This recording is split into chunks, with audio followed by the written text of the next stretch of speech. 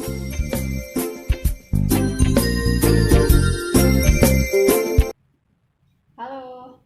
nama saya Yupita Trilastari. Saya adalah mahasiswa Fakultas Ekonomi Bisnis dan Ilmu Sosial, Program Studi Manajemen, jurusan Manajemen Keuangan, Universitas Pelita Bangsa. Saat ini sedang menempuh semester 6. Saya akan menjelaskan tentang portofolio dan investasi guna menempuh ujian akhir semester 6 ini. Nah, apa sih investasi itu? Investasi adalah suatu istilah dengan beberapa pengertian yang berhubungan dengan keuangan dan ekonomi. Istilah tersebut berkaitan dengan akumulasi suatu bentuk aktiva dengan suatu harapan mendapatkan keuntungan pada masa depan. Terkadang, investasi disebut juga sebagai penanaman modal. Ini adalah kebalikan dari divestasi pada aset yang lama. Dalam Kamus Besar Bahasa Indonesia, investasi merupakan penanaman dalam modal pada suatu perusahaan atau proyek untuk tujuan memperoleh keuntungan. Secara umum, investasi dapat diartikan sebagai meluangkan atau memanfaatkan waktu atau tenaga, juga uang, demi keuntungan atau manfaat pada masa datang. Jadi, dapat dikatakan investasi merupakan membeli sesuatu dan diharapkan pada masa yang akan datang dapat dijual kembali dengan nilai yang lebih tinggi dari semula. Kemudian, saya akan menjelaskan tentang portofolio. Apa sih portofolio itu? Menurut ahli keuangan Jeffrey Weston, portofolio dapat diartikan sebagai kombinasi atau gabungan berbagai aktiva. Aktiva itu dapat diartikan sebagai investasi surat berharga finansial seperti deposito, properti atau real estate, obligasi, saham, dan bentuk penyertaan lainnya. Apa itu saham? Saham secara umum adalah surat berharga sebagai tanda bukti kepemilikan seseorang atau lembaga atau korporasi terhadap suatu emiten.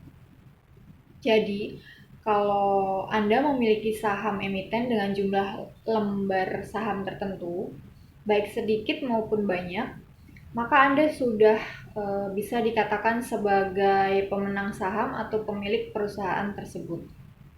Hebat bukan? Di saat orang-orang bekerja untuk perusahaan tersebut, Anda justru menjadi pemiliknya. Inilah pengertian saham secara umum. Contohnya, saham perusahaan dari berbagai sektor. Ada dari sektor pertanian, sektor keuangan, saham sektor barang konsumsi, saham sektor properti, sektor infrastruktur, dan sektor industri dasar dan kimia. Kemudian selain saham ada juga reksadana. Apa sih reksadana itu? Reksadana adalah wadah atau pola pengelolaan dana atau modal bagi sekumpulan investor untuk berinvestasi dalam instrumen-instrumen investasi yang tersedia di pasar dengan cara membeli unit penyertaan reksadana. Dana ini kemudian dikelola oleh manajer investasi atau MI ke dalam portofolio investasi, baik berupa saham, obligasi, pasar uang, ataupun efek atau security lainnya. Contoh dari reksadana ada reksadana saham, reksadana campuran, reksadana pendapatan tetap, dan juga reksadana pasar uang. Selain reksadana ada juga obligasi. Obligasi itu surat utang yang diterbitkan oleh pihak yang berutang kepada pihak yang berpiutang. Singkat kata, obligasi adalah surat utang yang bisa dibeli dan pembeli akan mendapat keuntungan berupa bunga nantinya. Dalam obligasi berisi tanggal jatuh tempo, pembayaran utang, dan bunganya. Bunga dalam obligasi disebut juga kupon. kupon wajib diberikan oleh penerbit obligasi terhadap pemegang obligasi. Kemudian contoh dari obligasi itu, emiten diberikan hak untuk membeli kembali obligasi pada harga tertentu, dan tentu saja dengan jangka waktu tertentu sesuai dengan obligasi waktu yang diberikan atau sering dikenal sebagai obligasi callable.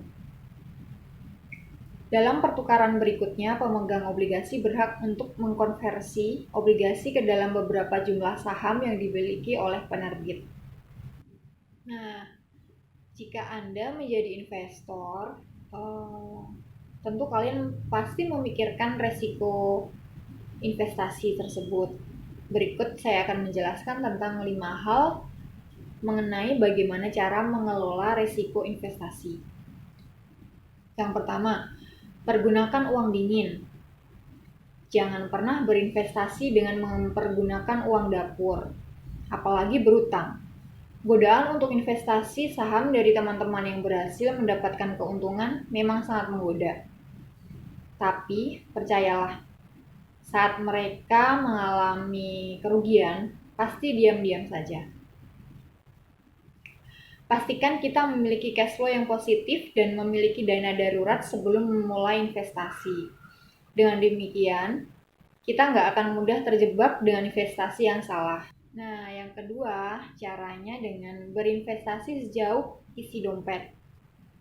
Investasi tidak selalu menyehatkan, apalagi kalau dilakukan berlebihan dan menyita pikiran. Kalau kita sudah nggak bisa tidur karena investasi yang dilakukan mengalami ketergantungan alias adiksi untuk trading, sebaiknya berhenti dahulu karena investasi sudah menjadi hal yang nggak sehat. Mungkin kita sudah berinvestasi secara berlebihan. Cara yang ketiga, yaitu dengan perpanjangan waktu investasi. Beberapa instrumen investasi akan memiliki fluktuasi yang tinggi dalam jangka pendek, namun memiliki tren meningkat untuk investasi jangka panjang. Untuk itu, kita perlu menyesuaikan apakah instrumen itu pilihan kita bisa digunakan untuk investasi jangka pendek, jangka menengah, atau jangka panjang. Kemudian cara selanjutnya dengan cara diversifikasi. Penjelasan paling mudah tentang diversifikasi adalah tidak menaruh uang kita ke satu jenis investasi saja. Untuk meminimalisi resiko di satu jenis instrumen investasi.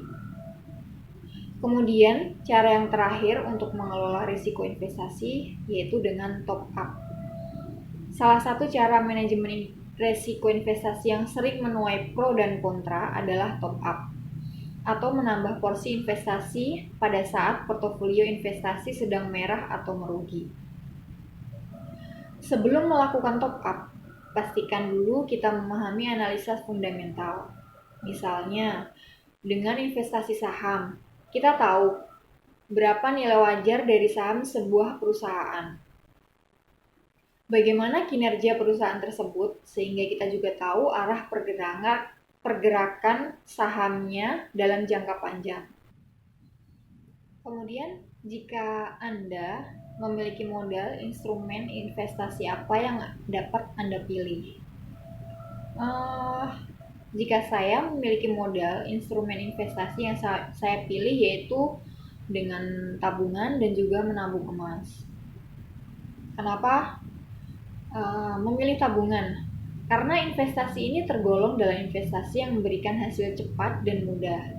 Cara mendapatkan keuntungannya adalah cukup menyimpan uang di bank dalam bentuk tabungan dan akan memperoleh keuntungan dalam bentuk bunga tabungan.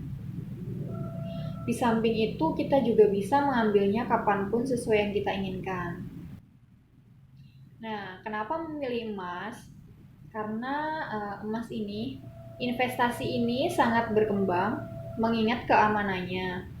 Karena emas adalah satu aset yang terus mengalami peningkatan nilai. Cara mendapatkan keuntungannya ialah dalam jangka panjang, harga emas ini relatif naik dan nilainya relatif stabil.